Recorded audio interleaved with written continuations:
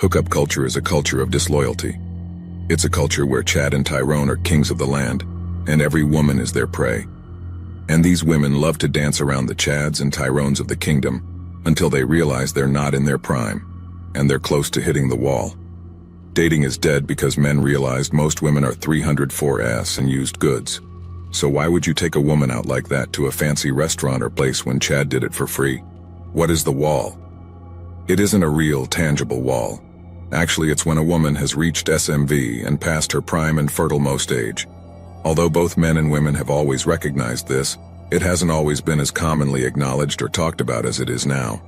While some women will fiercely disagree with this, others will wholeheartedly concur. As they say, women who are 30 or almost 40 hit the wall. On a scale of desirability, their value is considerably lower. Despite the fact that many women disagree, they are helpless to challenge biological laws. They are powerless against nature's charm. No, not at all. Nature has other plans. You see, when women were busy dancing around Chads and Tyrones hooking up left, right, and center, they were living in a state of nirvana, with zero consciences and zero sense of morality. They did not think about their future, and they did not think about family, or having a family of their own. More than 20 years of experience have demonstrated the ability of many women in their early 30s to attract men. Whether they are as young as their early 20s or as old as their 50s and 60s, men have and always will want to date women in their prime. Numerous women have told me stories of being approached by shady 50-year-old men when they were in their mid-20s, and how, when they were 25 years old, high school lads would try to set them up on dates. The world is our oyster in this regard, but not the world of women. This is because women start to become valuable in their 20s when they reach their full adult potential. After reaching their peak in their 30s, men's worth continues to rise until they are in their 50s. When they are in their 20s, most women can easily catch the attention of men of any age, but after the age of 30 to 35, when their appearance begins to deteriorate, the interest of teenagers, 20-somethings, and even men of their own age start to fade as they start to focus on younger women instead. Women frequently feel that older males don't treat them fairly.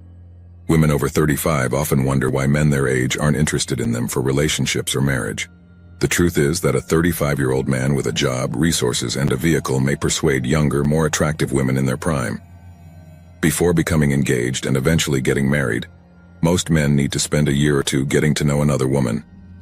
Because of this, if a man marries a 35-year-old woman after going through this process, she won't give birth until she's 38, thus decreasing her chances of having children. Early to mid-30s, women must start thinking about men in their late 30s, 40s, and possibly even 50s as potential suitors. Because they have already had children and marriages, many of these older men are the only ones left on the market. In the event that these men are divorced, they probably already have kids and might desire a second marriage. Some of the mid-30s women I know don't seem to want to accept this. They claim that only older men are looking at them, and they find it repulsive. These same ladies spent their 20s hopping from one fling to another, and now they're confused about what happened. They didn't anticipate finding themselves in this situation, and things weren't supposed to turn out this way. The fact that men choose women rather than women choosing men surprises many of them. Because men now dominate the natural order of relationships, it can be difficult for women to accept that they aren't being pursued in the same way they formerly were. The men they choose to date are no longer all men, but a small fraction of guys who have been physically burned by women and have an awareness of the suffering of women in their 30s. For women who are obsessed with having children, it is even worse. They want a child so badly that they don't care how to acquire one. They will slumber around exposed while making out that they are taking the pill. I came across a man who claimed to be using the pill and had 3 children in 3 years with 3 different women. He currently lives with the woman who gave birth to his 3rd kid and supports 2 children. I used to think that, especially in the circle of people I hang out with, once their friends started having babies, a lot of women my age would start having kids as well.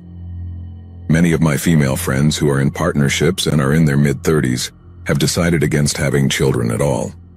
A lot of the ladies in groups of 10 to 15 who hang out together choose not to have children.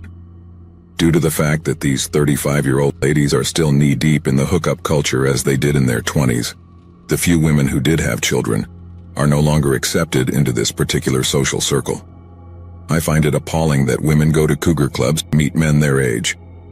The fact that the majority of these 25-year-old men are simply concerned with getting laid seriously damages the self-esteem of many women. They don't appear to care though. They crave the attention of young, attractive guys, so they want to extend the party a little bit longer before they approach middle age. By the time they reach their early to mid-40s, many women have lost the ability to seduce even 20-year-old gentlemen who are exclusively interested in physical closeness. This is known as the second wall. At that time, they often start gaining weight and start menopausal symptoms. White women age more slowly than Asian and black women, but once they begin to lose their beauty, many of them age quickly.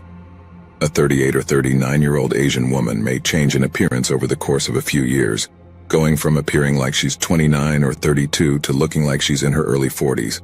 Because females have historically had the reproductive advantage when it comes to passing on their genes, women mature earlier than men do when they are teenagers. This is due to the fact that the earlier women mature, the better the chances are for the survival of our species, especially during periods in our history when resources were short. They will, however, wither earlier as well because they flower earlier. Men with money and resources are more likely to attract women, and smart men who put out the effort and save money will only become more alluring to women over time. Men, on the other hand, are drawn to women because of their capacity for reproduction. The aging process can be compared to a game of poker full of deception and other types of misdirection where both sides are involved. For example, if a man and a woman were playing poker in their early 20s, the man starts with 1 chip and the woman has 90. But by the time they are 35, he has 85 of those chips and she has only 6. Similar to poker, your financial situation greatly affects your standing and available options in real life. I am aware of more women than men who spent their money instead of saving it when they were young. They would take vacations, buy shoes, eat dinner out occasionally, and spend a lot of time with their friends. They would all spend a lot of money on makeup and cab fares when they are in their mid-30s.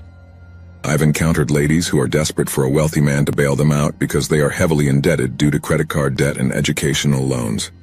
In order to help them pay off their debts, many of the women I know have openly stated to me that they are looking for sugar daddies. The aging wall can be a devastating psychological blow for women. Women age like milk, but males supposedly age like wine. Men live longer than women and are more open to dating a variety of 20-something women after they are in their mid to late 30s.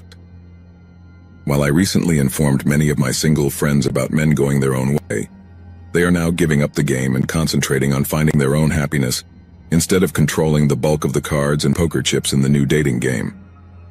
The hookup culture is, therefore, the ruin of modern society, and much like the wall, and the inevitability of nature itself, modern women are regretting indulging in the hookup culture. This will continue to happen unless morality becomes an intrinsic part of our society. And with feminism at its peak, I don't see that happening anytime soon. Thanks for watching The Circle of Kings. As always, we're looking forward to your support. So please hit the like button, share this video with your friends, and subscribe to the channel to stay updated with everything all kings like yourself need to know.